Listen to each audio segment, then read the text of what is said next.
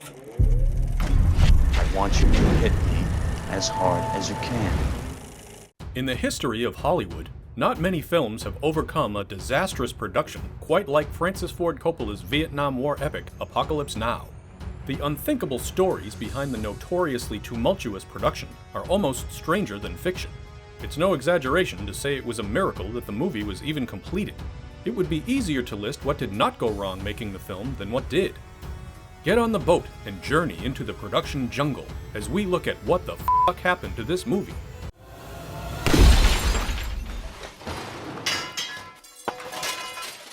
While collaborating with Francis Ford Coppola on the 1967 film The Rain People, John Milius was approached by his pals George Lucas and Steven Spielberg to pen a Vietnam War script. Milius pitched the idea of doing a Vietnam variation of Joseph Conrad's novel Heart of Darkness, long considered unfilmable.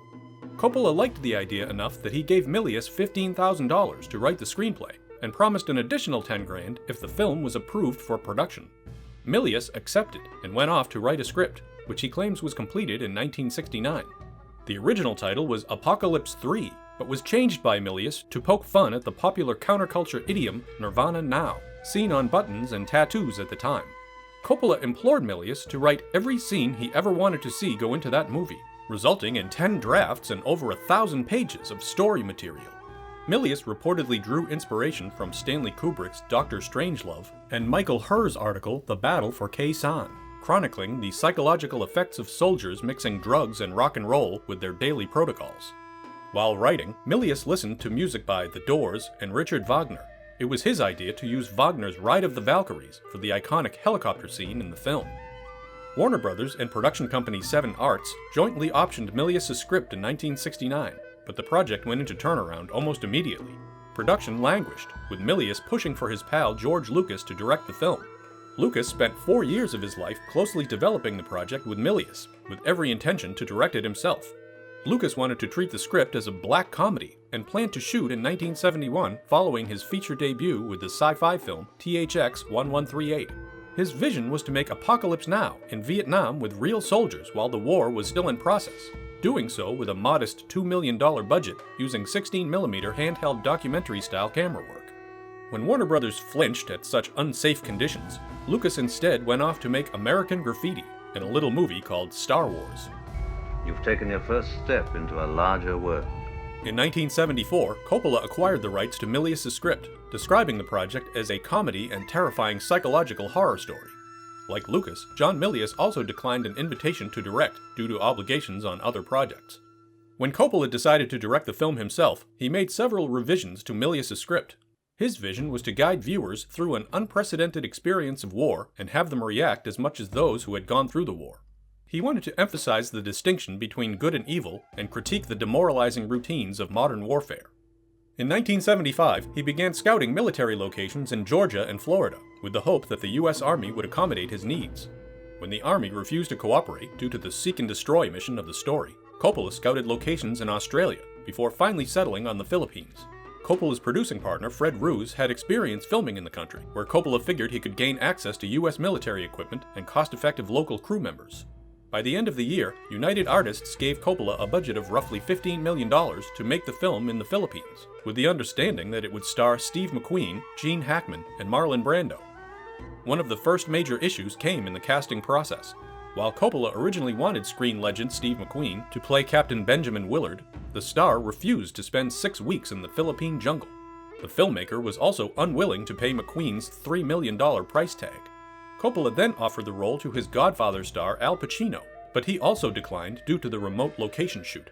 Pacino had fallen ill while shooting scenes in the Dominican Republic for The Godfather Part 2, and he was leery of possibly repeating such a horrible experience. The role of Captain Willard was then offered to Martin Sheen, based on his solid audition for The Godfather, but Sheen had a scheduling conflict. After that, Coppola approached actors like Jack Nicholson, James Caan, Robert Redford, Nick Nolte, Tommy Lee Jones, and Burt Reynolds. Frederick Forrest also auditioned for the part, and would later join Willard on the boat, along with a 14-year-old Lawrence Fishburne, who lied about his age to join the production. In 2015, Clint Eastwood confessed that Coppola had offered him the role of Willard, but he also passed due to the dark material and having to be away from the United States for such a prolonged period. Eastwood also admitted that Steve McQueen had encouraged him to play Willard, so that McQueen could assume the role of Colonel Kurtz instead, since playing Kurtz only required 2 weeks on location. Ultimately, Harvey Keitel was cast as Captain Willard.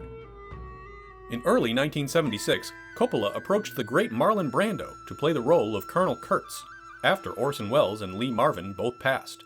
Following a lengthy negotiation, Brando agreed to play the role, with several stipulations.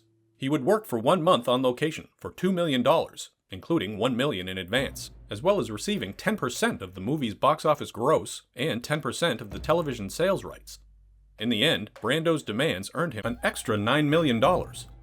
Gene Hackman was originally slated to play Lieutenant Colonel Bill Kilgore, originally named Colonel Carnage, but he was replaced with Robert Duvall. James Caan was the first choice to play the role of a military officer who briefs Willard, but his asking fee was deemed too steep for such a minor role. Pre-Han Solo Harrison Ford was subsequently cast in the role, and he was allowed to name the character, which he selected to honor his American Graffiti director, George Lucas. Dennis Hopper was cast as the hippie photographer, which would create a contentious environment between him and Marlon Brando while filming. Coppola traveled to Manila in the Philippines to begin principal photography in March 1976. The schedule had now expanded from 6 weeks to an expected 4 months, with the film planned for release on Coppola's 38th birthday on April 7, 1977. On March 20, 1976, principal photography officially commenced, with Coppola immediately dissatisfied with Harvey Keitel's performance as Willard. Coppola found that Keitel had trouble maintaining a blank facade that could guide the audience through the story as a passive observer. Coppola flew back to LA and offered the part to Martin Sheen, who was then available. Sheen accepted, reaching the Philippines a month later. Reshooting the scenes with Sheen as Willard was expected to take just 4 days, but like everything else on the production, that didn't happen as planned. In May 1976, Typhoon Olga ravaged a significant portion of the sets built for the film, prompting the entire production to shut down temporarily.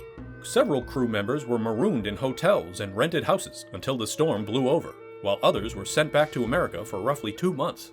The Playboy Playmate stage was annihilated by the typhoon, which delayed filming for a month and required building a whole new set piece. The vast number of helicopters used in the film was granted by Philippine President Ferdinand Marcos. However, they were far inferior to their U.S. counterparts and often broke down, or had to be retrieved by the Filipino government in the middle of production to fend off rebel warlords besieging the country, causing more delays for Coppola and the crew. And the choppers were so deafening that much of the dialogue recorded on location was inaudible and had to be redubbed in post-production. During this period, more problems arose when the production payroll was pilfered one night by unknown assailants, despite the heavy presence of bodyguards on location. By that point, the film was 6 weeks behind schedule and $2 million over budget. Following the devastating storm, Coppola turned in a $500,000 typhoon insurance policy and was granted a loan by United Artists, with the caveat that if the film did not gross more than $40 million at the box office, Coppola would assume the remaining costs on his own. As production continued, Coppola sank around $7 million of his own money into the budget, causing him to refinance the mortgage on his home and winery in Napa Valley. Through all the stress, strain, and overwhelming anxiety, Coppola expressed suicidal tendencies and lost 100 pounds during the process of making the film. In July 1976, Marlon Brando arrived on set, drunk and 90 pounds overweight. He also had not read the novel or script, nor had he memorized his lines. When he eventually did read Coppola's script, he rejected it and incessantly lobbied for changes, butting heads with the filmmaker every step of the way. Colonel Kurtz was always meant to be a gaunt soldier at 6'5" in height, prompting severe panic in Coppola and forcing him to shoot the 5'7" overweight Brando in inventive ways. A compromise was made to shave his head, drape him in black attire, and mostly film the actor in shadow as a way to compensate for his appearance. Brando also insisted on several other script changes, including Kurtz's name. He felt an American colonel should have a more English-sounding name, like Laley. But after Brando read Heart of Darkness, he demanded his name be reverted to Kurtz, prompting line dubbing in post-production to refer to the character as originally planned. Brando also refused to share the set with Dennis Hopper, who continuously antagonized the legendary actor during filming.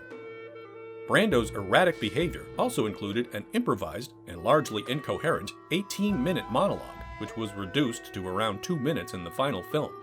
Brando angered Coppola so intensely that the director refused to even look at the actor's performance and handed the responsibility to assistant director Jerry Zeismer during Kurtz's scenes. Among others, Kurtz's line, "You're an errand boy, sent by grocery clerks to collect a bill," was ad-libbed on the spot by Brando. Of the entire protracted shoot, Brando spent 6 weeks on location, hiking his initial asking fee up to $3.5 million. When later asked about such an exorbitant amount for 15 minutes of screen time, Brando's A Streetcar Named Desire playwright Tennessee Williams mused that he must have been paid by the pound. Another on-set mishap occurred with actor Sam Bottoms, who plays surfing gunner's mate Lance Johnson.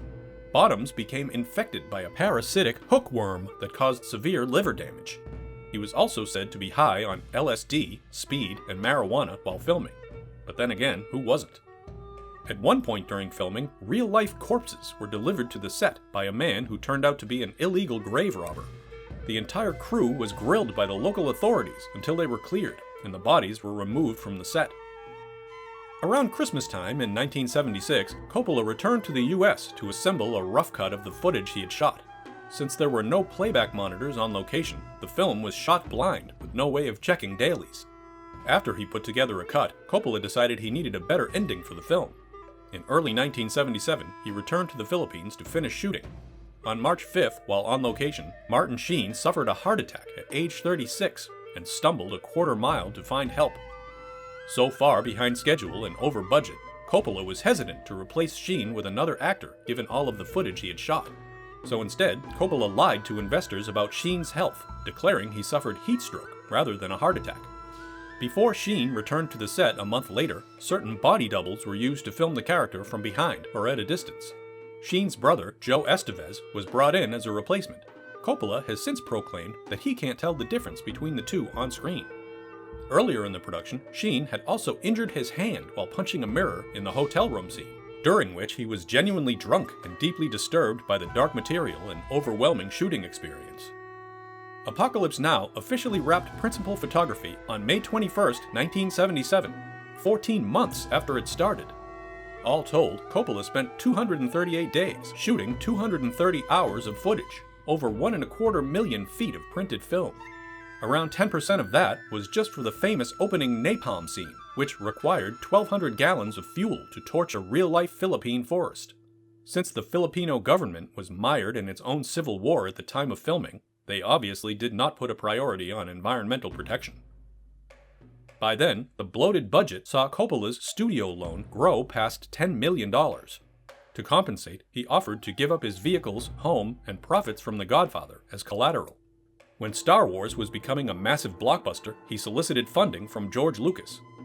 Due to the rising costs and his suicidal threats, United Artists actually took out a $25 million life insurance policy on Coppola. With a release date now set for spring of 1978, Coppola began the lengthy editing process. It ultimately took over 2 years to complete. The previously mentioned helicopter sequence alone took almost a full year to edit. By the summer of 1977, Coppola gave editor and soundman Walter Murch 4 months to create a soundscape for the film. The raw material retrieved from the Philippines was insufficient, meaning Murch had to manufacture the jungle noises and atmospheric audio work.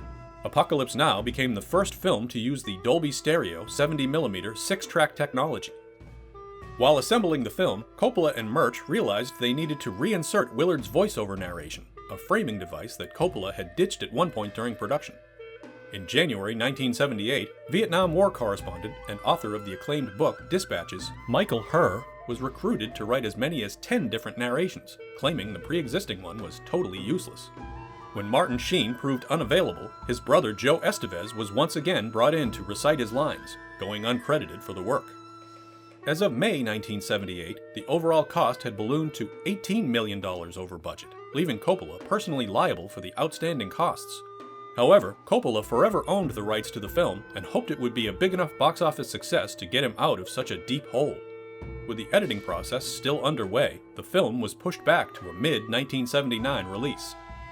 According to Walter Murch's book In the Blink of an Eye, the original work print of the film came in at 5 hours long, which he whittled down to around 3 hours for the premiere at Cannes Film Festival. After the festival, Murch further chopped the runtime to a more digestible 147 minutes, a length that Coppola felt would earn more money at the box office. Only in retrospect did Coppola feel he removed too much footage, and later reassembled a 196-minute version, which we all know as Apocalypse Now Redux. After winning the Palme d'Or for Best Film at Cannes, an honor shared with The Tin Drum, Apocalypse Now was released in 3 Los Angeles theaters on August 15, 1979. The locations were outfitted with the Dolby 70mm stereo surround sound, which prompted a then unprecedented ticket price increase to $5. The film finally expanded to 300 theaters in October 1979. For all the pain and heartache the production caused, the film went on to gross $78 million domestically and $150 million worldwide, on its way to becoming hailed as one of the greatest movies ever constructed. Coppola's risky financial investment had paid off. Apocalypse Now was nominated for numerous awards and won Oscars for sound and cinematography. The haunting story was applauded by critics, and it has been listed on countless greatest movies ever made compilations, and is widely considered one of the best war movies ever filmed. Of course, with such a legendarily troubled production, it feels like we've only scratched the surface of the saga.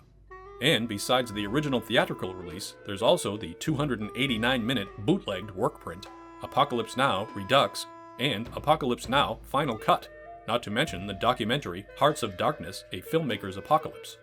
But in the interest of time, let's just revel in the head-spinning, jaw-dropping, and awe-inspiring tale of what the fuck happened to Apocalypse Now.